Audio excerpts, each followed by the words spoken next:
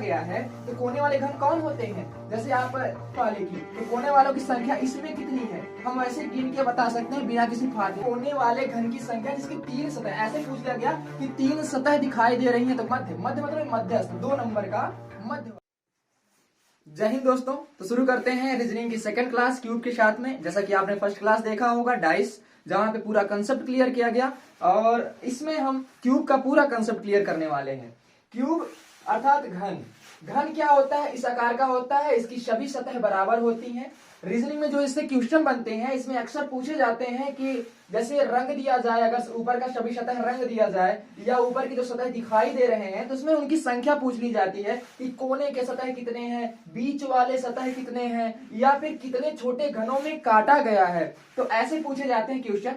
तो इसमें देखिए क्या होता है, एक क्यूब है, जैसे हमने इसको काटा है कितने भागों में, 1 2 3 4 5 6 7 8 9, मतलब सामने जो है 9 भागों में काटा गया।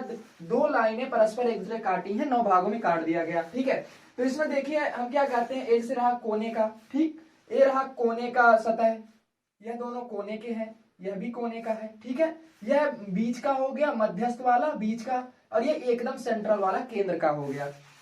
तो अभी सब समझेंगे इसमें। इसमें हम पहले क्या देखते हैं, एक डिजिट लेते हैं यन। यन को क्या मानते हैं, यदि किसी इस बड़े वाले क्यूब की लंबाई दी हो, यदि इस बड़े वाले क्यूब की लंबाई दी हो और एक छोटे वाले क्यूब की लंबाई पता हो तो हम यन निकाल सकते हैं। यन क्या होता है, यन बराबर बड़े घन की लंबाई बटा छोटे घन की लंबाई, यह होता है यन। पहले इस कंसेप्ट को आप थोड़ा सा अभी यहाँ पे होल्ड करेंगे, अभी आप समझ पाएंगे कि यन क्यों लिया जा रहा है, यन का मतलब क्या है। ठीक है, तो इसमें हमने आपसे कहा क्वेश्चन कैसे बनते हैं, बीच वाले क्यूब को पूछा जाता है, या मध्य वाले क्यूब कितने हैं, या केंद्र वाले क्यूब, या कोने के, ऐसे पूछते हैं। ठीक है, जैसे अगर पूछ लिया गया कि ऐसे कोने वाले रिलेट पूछा गया कि कोने वाले घन की संख्या, कोने वाले घन की संख्या कितनी होती है, तो यह कांस्टेंट होती है, फिक्स्ड होती है सभी क्यूब में। अगर क्यूब को किसी भी कितने भी पार्टों में काटा गया है तो कोने वाले घन कौन होते हैं। जैसे आप खेले होंगे जो रंग वाला मैचिंग वाला होता है क्यूब, ठीक है, तो उसमें आप देखेंगे कि कोने वाला देखिए रहा, एक ये रहा, एक ये क्यूब है, ये देखिए क्या इसकी 3 सतह दिखाई देती हैं, एक इधर दिखाई दे रहा, एक यह दिखाई दे रहा, यह एक दिखाई दे रहा। तो कोने वाले क्यूब की कितनी सतह दिखाई देती हैं, 3 सतह दिखाई देती हैं कोने वाले की। तो कोने वालों की संख्या इसमें कितनी है, हम वैसे गिन के बता सकते हैं बिना किसी फार्मूले के। कैसे गिन सकते हैं, जैसे यह रहा एक क्यूब, ठीक, यह रहा एक, 2 हो गए, यह नीचे एक, यह इधर एक, वैसे ही पीछे भी इतने ही होंगे, तो 4 यह हो गया, पीछे 4 हो गए, कितने हो गए 8। तो यह फिक्स्ड होता है सभी क्यूब में। ठीक है, तो कोने वाले घन की संख्या जिसकी 3 सतह, ऐसे पूछ लिया गया कि 3 सतह दिखाई दे रही है तो कौन सा क्यूब होगा, कोने वाला क्यूब होगा। तो कोने वाले क्यूबों की संख्या होती है 8। ठीक है, दूसरा प्रश्न होता है मध्य, मध्य मतलब मध्यस्थ, 2 नंबर का मध्य वाला। तो मध्य की संख्या आप ऐसे कोई क्यूब दिया है गिन के भी बता सकते हैं। जैसे ऐसे अगर हम गिनने लगे तो ये रहा एक वाला जिसके 2 सतह दिखाई देती है, देखिए एक इधर दिखाई देगा, एक इधर, बाकी सभी सतह आंतरिक होती है, अंदरूनी होती है। देखिए एक इधर दिखाई दे रहा है, एक इधर दिखाई दे रहा, वैसे इधर एक उधर रहेगा, वैसे देखिए इधर है इधर, मतलब 2 सतह दिखाई देंगे इसके।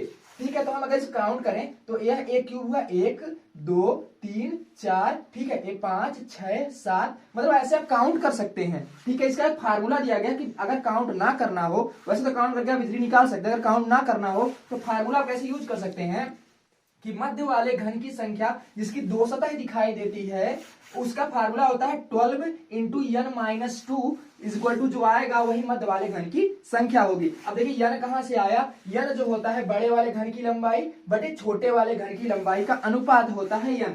तो n के माध्यम से हम इस मध्य वाले घन की संख्या आराम से निकाल सकते हैं, वैसे आप इजिली गिन के भी निकाल सकते हो।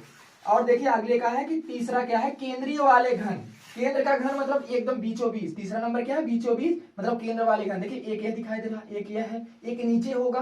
ठीक है, 1 2, नीचे से 3, इधर से क्या हुआ 4, ऊपर कितना हो जाएगा 5, और पीछे कितना हो गया 6, मतलब इसमें क्या है, केंद्र कितने हैं, 6 केंद्र पाए जाएंगे। ठीक है, तो केंद्रीय वाले घन की संख्या जिसकी एक सतह दिखाई देती है, अब नॉर्मल सी बात है, केंद्र में है, एक ही सतह दिखाई दे रही है, तो केंद्र वाले घन की संख्या कितनी होगी, इसको फार्मूले से डिफाइन करेंगे तो 6 इंटू n माइनस 1 का होल स्क्वायर। ठीक है, 6 इंटू n माइनस 2 का होल स्क्वायर, यह होगा केंद्र वाले घन की संख्या। वैसे हमने कहा इसमें क्या कि 6 दिखाई दे रहे हैं। ठीक है, 6 केंद्र के घन होंगे।